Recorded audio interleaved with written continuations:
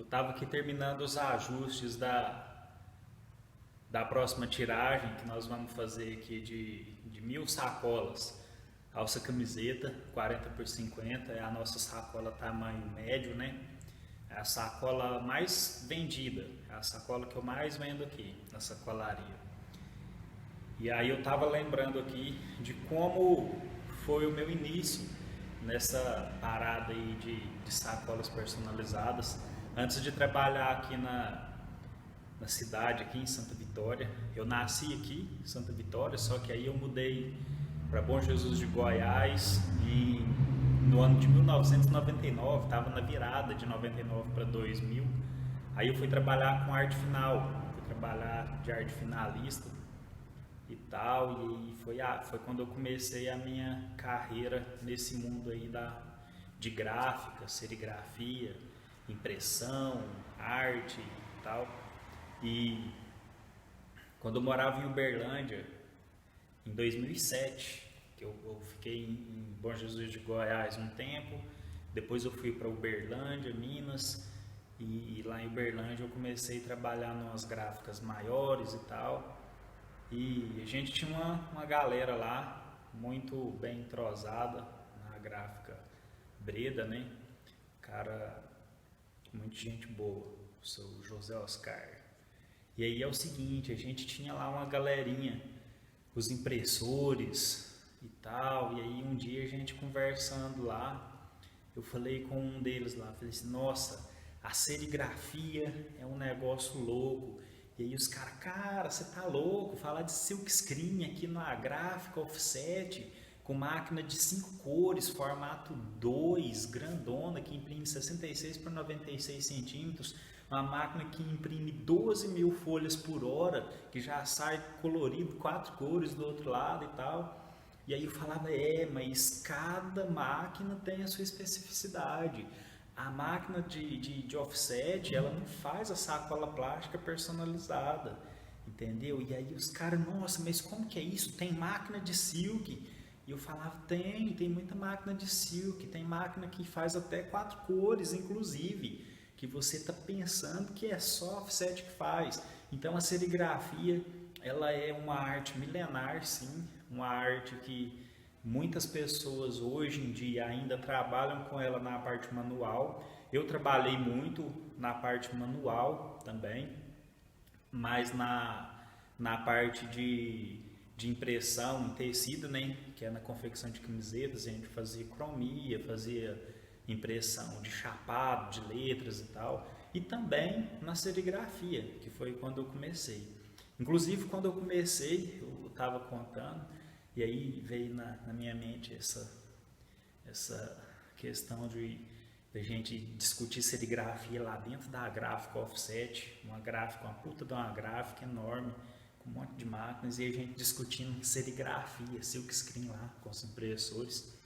E aí, um dia eu, junto com um amigo desse lá, o Daniel, a gente estava na loja lá no centro, a gente tinha saído para comprar um presente, era aniversário da namorada dele, e aí ele, ô Lisandro, tal, vamos ali comigo, eu preciso comprar um presente e tal, e aí eu tava lá junto com ele, e o dono da loja foi entregar o presente que ele comprou, e ele entregou numa sacola boca vazada de plástico reciclado, aquele plástico mais feio, parece que até nem cheirar bem não cheira, cheiro de queimado, negócio louco.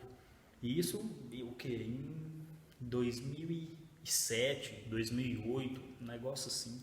Hoje a gente já está em 2020, né? Então tem muito tempo isso já.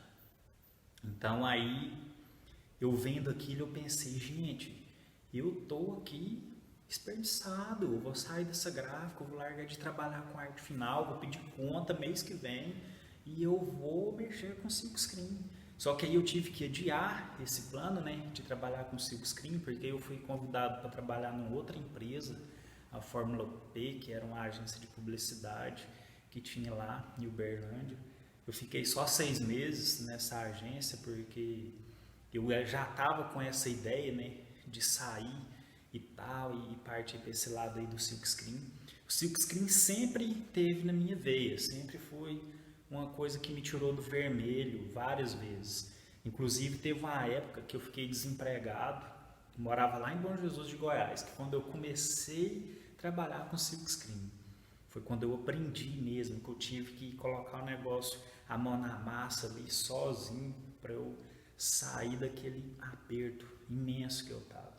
Então eu comecei a trabalhar com silkscreen em Bom Jesus de Goiás. Lá eu fazia muito convite de casamento e fazia também adesivos de frota.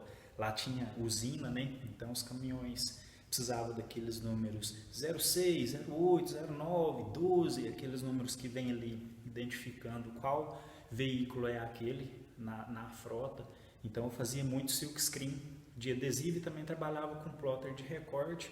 E aí foi lá que eu comecei a trabalhar com silkscreen, inclusive na parte de camisetas, na impressão de camisetas. Aí foi quando eu fiz a minha primeira cromia em camiseta, foi um negócio louco lá. Ninguém sabia fazer cromia em camiseta, no silkscreen. E eu que inclusive dei uma de louco, falei assim, eu vou fazer um negócio desse e vai ficar bom, e ficou uma merda. Mas começo é começo. E aí depois, lá em Uberlândia, eu conversando lá com o Daniel e tal, e a gente pelejando com aquilo, e ele lá tentando achar o presente da namorada dele, e eu vendo aquela situação, e o cara entregou para ele o presente naquela sacola feia, e eu, gente do céu, como que faz? Eu tenho que montar um negócio desse, e aquilo nunca saiu da minha cabeça, nunca saiu. E aí eu falei assim, não tem jeito, eu vou ter que largar tudo e mexer com isso. Só que eu fui para o Fórmula D, surgiu uma oportunidade bacana, eu adiei o meu projeto de serigrafia, fui trabalhar na agência, depois da agência eu fui para outra gráfica, que é a gráfica Composer, só que aí lá na Composer, o dono da gráfica estava doente e tal, e ele veio a falecer. E aí eu decidi vir embora para cá, que é a minha cidade. Eu vim para cá em 2011, no final de 2011 para 2013.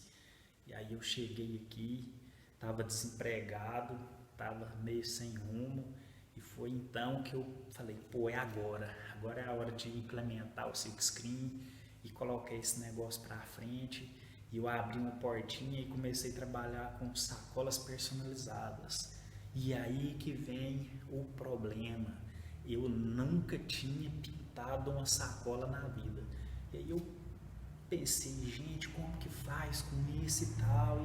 E comecei a mexer e liguei na loja onde comprava material em Uberlândia, que aqui é cidade pequena, tudo vem de Uberlândia. De Uberlândia, às vezes eu tenho que comprar coisa em São Paulo, às vezes em BH. Então, foi uma peleja. Mas aí eu comecei em 2011, no finalzinho de 2011 para 2012, comecei com essas sacolas e tal, e aí depois eu tive a oportunidade de fazer uns convites de capa dura para a formatura da minha sobrinha, que estava formando em Direito. Aí eu aproveitei aquela chance ali, e foi quando eu fiz o meu projeto da garra pantográfica, porque aí eu precisava fixar a tela numa mesa, para a tela ficar fixa, uma tela como essa aqui, para a tela ficar fixa e eu levantar ela e eu poder passar cola no papelão da capa dura. E aí quando eu estava ali fazendo aquela colagem ali daquele negócio, veio o meu segundo cliente encomendar sacolas personalizadas. O primeiro cliente, eu nunca esqueço, foi a Roclass, uma relojoaria que tem aqui. Ela chegou, encomendou 2.000 sacolas, 1.040 por 50 e 1.050 por 60, alça camiseta. E aí eu fiz essas sacolas para ela, mas foi uma peleja, porque eu nunca tinha feito silkscreen sacola, e a tela entupia, e eu lembro direitinho que era uma sacola branca, e a tinta era ouro rico, e aquilo foi custoso, foi dramático, mas eu consegui fazer.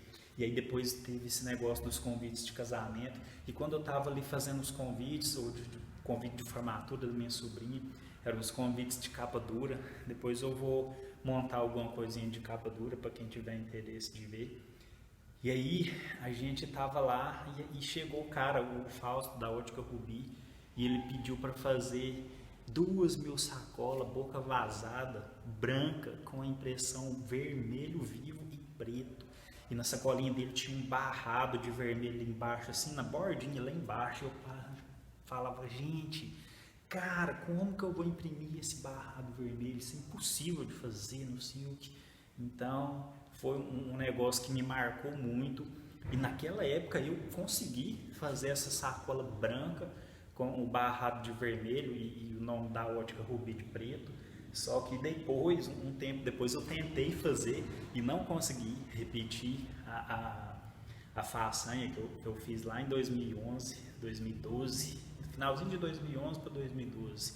Isso eu acho que já estava ali para abril de 2012 já, que o tempo voa, né? A gente nem percebe. Então, é isso aí que eu queria compartilhar com vocês.